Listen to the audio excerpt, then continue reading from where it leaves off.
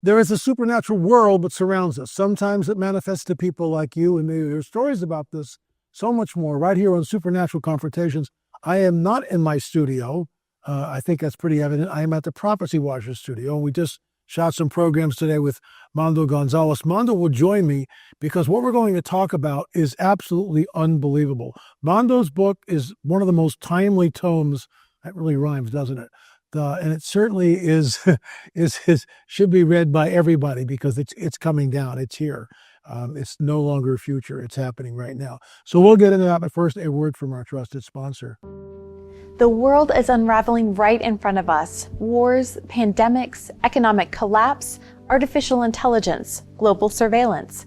Things are changing quickly, but you don't have to be caught off guard. At Prophecy Watchers, we believe that God has called us to be a voice in these last days, to warn you of things to come, to educate you on the study of Bible prophecy, and to boldly proclaim the soon return of Jesus. Today, we're inviting you to be a part of our mission through our monthly publication. The Prophecy Watcher isn't just a magazine. It's your trusted news source for the end times, the place tens of thousands of people rely on for their end time news.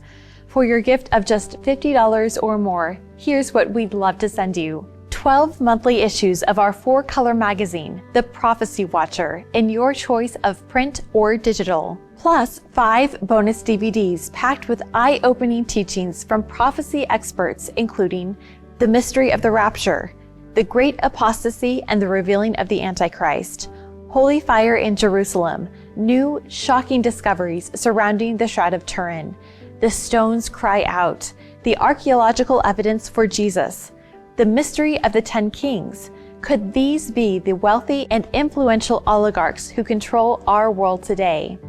As an added bonus, we want to send you a one-of-a-kind prophetic treasure, a book that examines every prophecy in the entire Bible.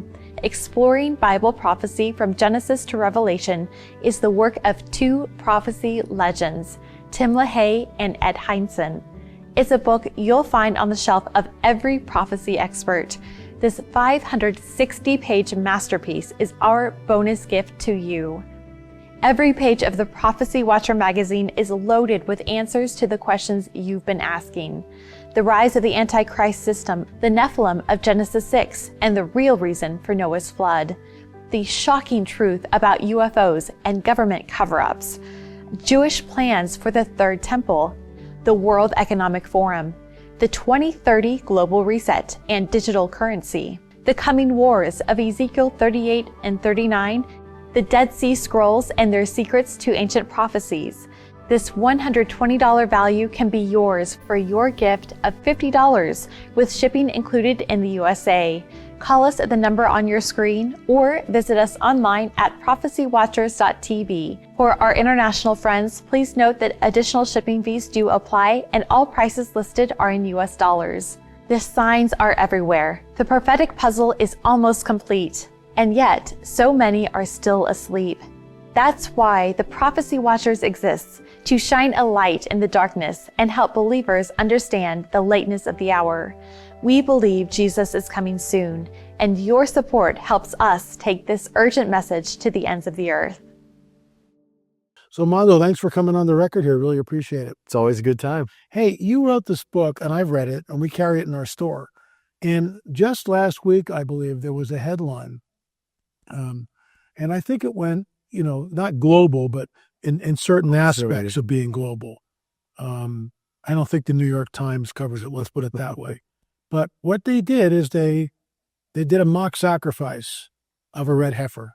Walk us through that, please. Yeah, I think, interestingly, a couple of years ago, for backdrop, CBS News went to Israel. And they did a full video and documentary. It was more of a hit piece, I think, on Israel in general. But so that did hit national news for sure. And when the 5 cows came over in September of 2015, or 2022, September 15th of 2022, the press was there and the Israeli government was there. So it was a big deal. So, but this last week, what surfaced, it was Israel National News. That's the website.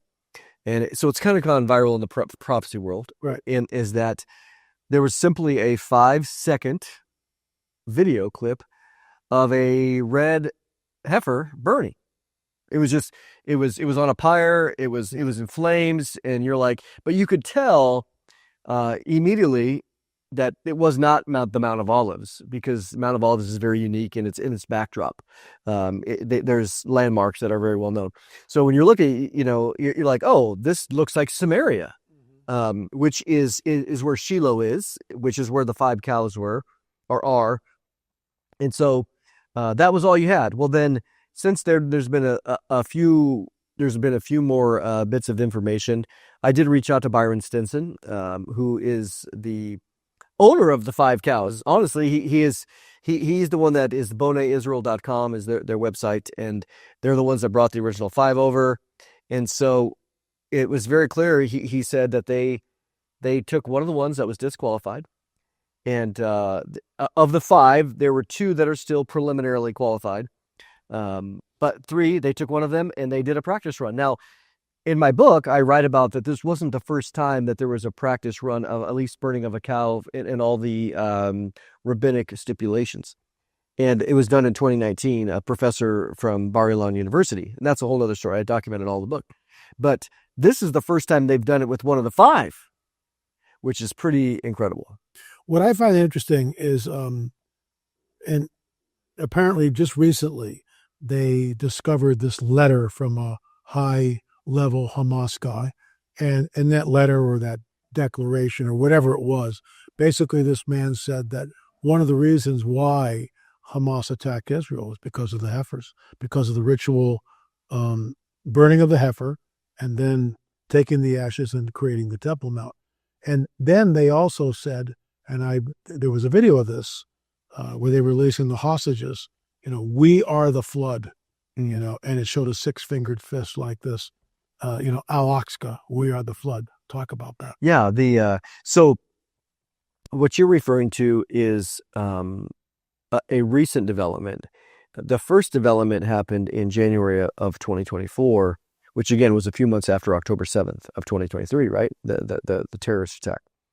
Well, in January of 2024, Hamas made a public statement that one of the reasons why they attacked on October 7th was because of the desire for Israel to change the status quo on the Temple Mount, like you mentioned, the Al-Aqsa Mosque, which honestly, that's just complete propaganda. There's been no official attempts to even, the Al-Aqsa Mosque isn't even in the location. It's on the southern side of the Temple Mount. So even if there was a temple, it doesn't have anything to do with that mosque. Okay. And the Dome of the Rock, which is in the center, is not really a mosque anyway. But anyways, for propaganda reasons, they brought up, according to their language, the red cows, and what we understand is the 5 red heifers. So that was then, which it did work from a propaganda piece, because this was January of 24. So Trump's not around.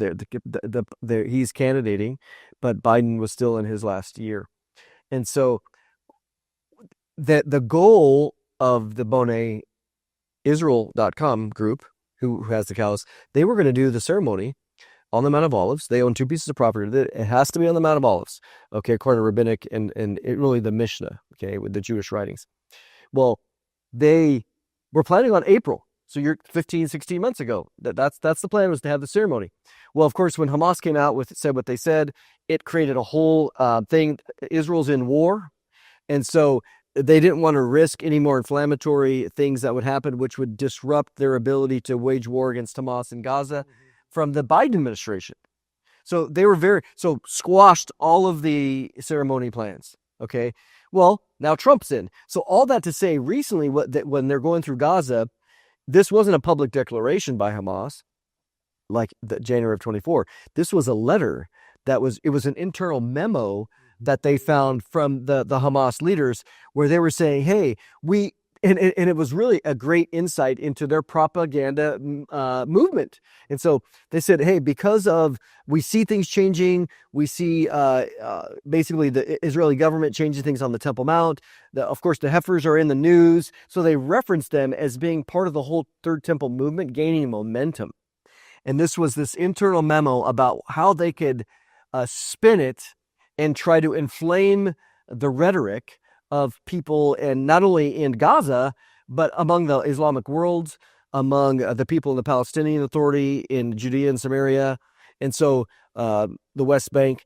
So they were looking, this was their strategy, how to inflame in order to try to stop the momentum of the whole Third Temple movement.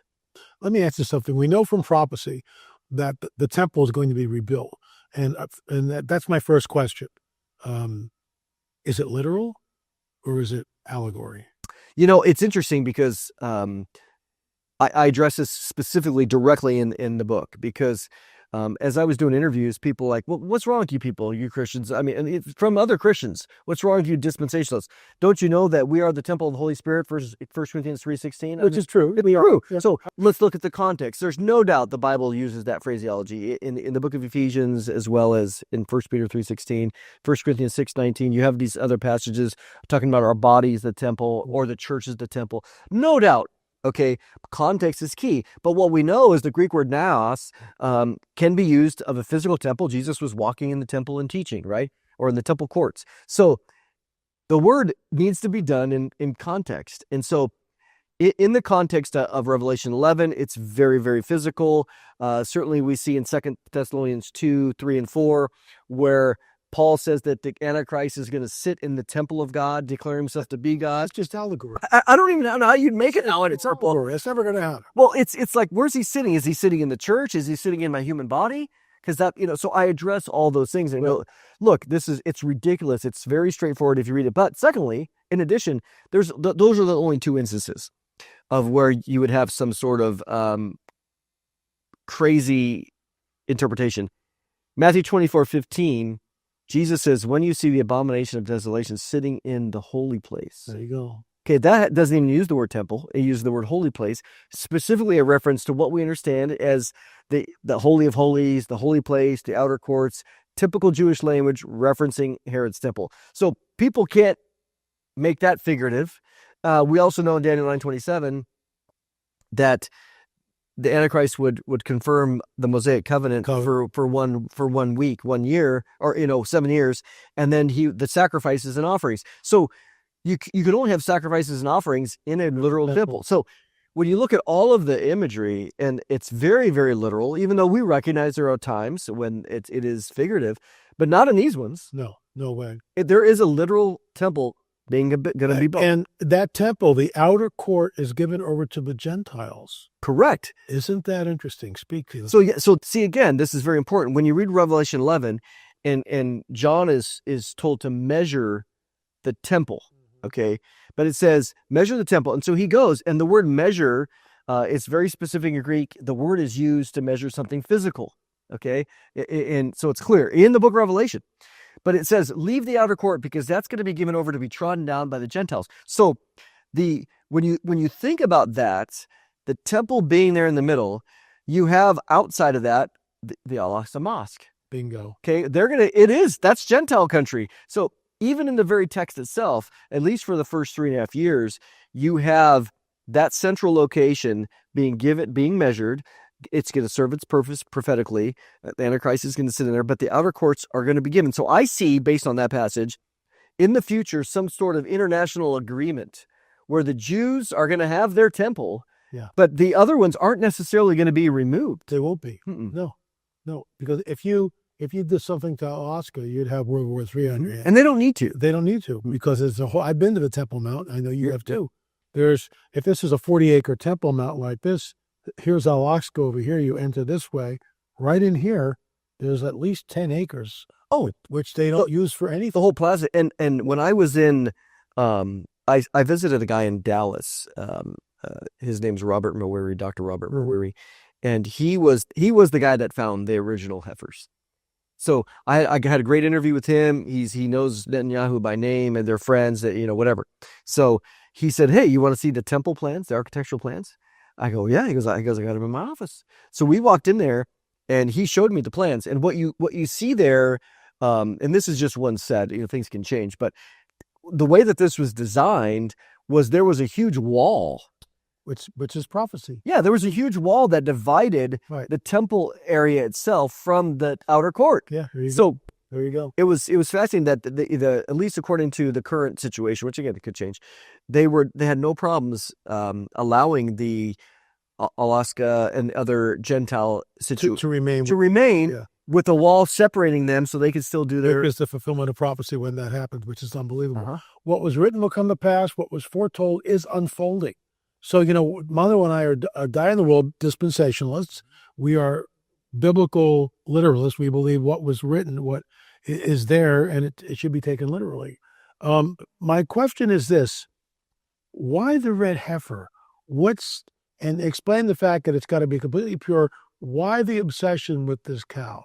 Well, Why? it's this is again why I wrote the book, because my undergrad's in Jewish studies, so I study Talmud and Mishnah, and it gets very convoluted. Okay, I'll just be honest with you, but I thought I want to understand.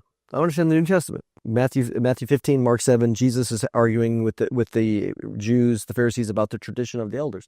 So I thought I got to understand this stuff. Well, up here we have this. This is not a genuine red heifer because it's got white all over it, but it's just a cow. That's why we put it up there. It's a heifer. So, okay, but it's in the Bible. So what I tell people is, that's how I started the book. Why should we even care? Because number one, the red heifer ceremony is in the Bible. It's in the book of Numbers, chapter 19. So this is something you got to think like a Old Testament Jewish person, not like a Christian post Jesus. Now, I'm a Christian. I'm not promoting any of this. I'm just telling you, if you're a rabbi, this is their mindset. This is their mindset. Right. And as a Christian, I'm trying to get in their mindset to understand their mindset. Right. So for them, they don't care about Jesus. They know nothing about Jesus. They've never read the New Testament. They don't understand any of that. They're thinking, okay, God wants us to follow his law. He wants the Torah. So we need to follow all the law, which is the sacrifices. It includes Moses. It includes the red heifer commandment. Because if you ask him, why are you trying to find a red heifer? They go, why are you asking a dumb question? God commanded it. That's the end of the story, which that's their mentality. So God commanded a red heifer. They need the red heifer to burn it. It's not a sacrifice. That's very, very clear. Right. Not a sacrifice. A sacrifice happens on the altar of the temple. So it's not happening. The altar is not in existence. No. Right. This is a ceremony that happens on the Mount of Olives, that they slit the throat, they drain the blood, they sprinkle the blood towards the base of the Temple Mount. They burn the cow whole. They collect the ashes, they mix it with water, and then they use that to purify people who have become ritually impure through primarily a dead body or potentially any other impurity. That's why. So hypothetically, if they built the temple tomorrow and they had permission, they could not fully use it because they don't have the red heifer. The red heifer ashes. So let me ask you, I find it absolutely fascinating that all this is coming into play. Including, I read Sonda Allison, my editor, sent me a link where they're talking about cutting out the stone, the cornerstones of the temple. I mean, this is all happening, like as we're speaking. This is all happening. They could. Well, let's go to the Mount of Olives. First of all, that's a crazy place. And how are the Jews going to sacrifice a red heifer on the Mount of Olives? I mean, that is. How is that going to happen? Well, what do you think? So they have two pieces of property that are there, which according to the Mishnah, again, this 2nd century, 280 writing of the traditions of the elders of the, that Jesus mentioned. It has to be high enough to where it could look down and see, so the elevation, so it could look down into the temple, at least during the 1st century. Well, the pieces of property they have are right in, they're surrounded by Arab villages. So that's not going to work. Well, no, it has to work. Really? But the only way they're going to be able to do it is with massive security. Now, they could, if Israel's security, if they make the decision, we're going to have this ceremony, and they do it, they can get it done. Let me throw you a scenario. So let's say they get it done. Let's say they get the ashes of the red heifer. There's no way they can build a temple at that point. They can get up there, they can use the ashes, but they still can't build it. Oh yeah, that's a totally different political. So, but would that lead in essence to the guy that signs the deal and allows them to build the temple? I think who do you have a candidate for that by any means? I don't. I'm one that I'm pretty confident that, even though there's a lot of disagreement, that I think he will be Jewish. I do. I'm probably in the minority on that, but I've heard that for years. yeah, and some people that make good arguments again that he won't be. That's fine, for whatever reason. But what you do see is, again, Daniel 9:27. He will make or confirm that covenant for a week. Covenant for a week. But 7-year tribulation. But literally, the Hebrew verb is actually kind of rare, and so if you look at the Septuagint, and the best thing is, he will cause to prevail the covenant. Okay, what's the covenant? It's the Mosaic covenant, and so it's the covenant of Moses. And I was just writing an article about this, where in Daniel 11, as an example, this is the word covenant appears in Daniel 11. Well, in Daniel 11 it's a portrait of one guy that's extremely famous, Antiochus Epiphanes. Yeah, there you go. And he was in 167 BC. He is the one that persecuted the Jews. He was a Seleucid king. He's the reason why we have Hanukkah, okay? Because he polluted the temple, okay? So people look at him as the guy, as a prototype of the coming Antichrist. He committed the abomination of desolation, which is in Daniel 11, which we see in Wells, Daniel chapter 12, and Jesus mentioned it. So here's the prototypical guy. Well, what did he do? He came against the covenant. He violated the covenant. What covenant? The Mosaic covenant. Mm-hmm. So when you have the context of all of Daniel, this Antichrist guy is going to come along. He's going to allow them. Why does he want the covenant to be in existence? To proclaim. To pollute it. Oh, okay, pollute it. Which is he's going to follow in the footsteps. Do the same thing. He's going to do the same thing of his forefather Antiochus. So he's going to somehow have the ability. He's going to dupe the Jews. He's going to somehow have some sort of something. He's going to get them to build their temple.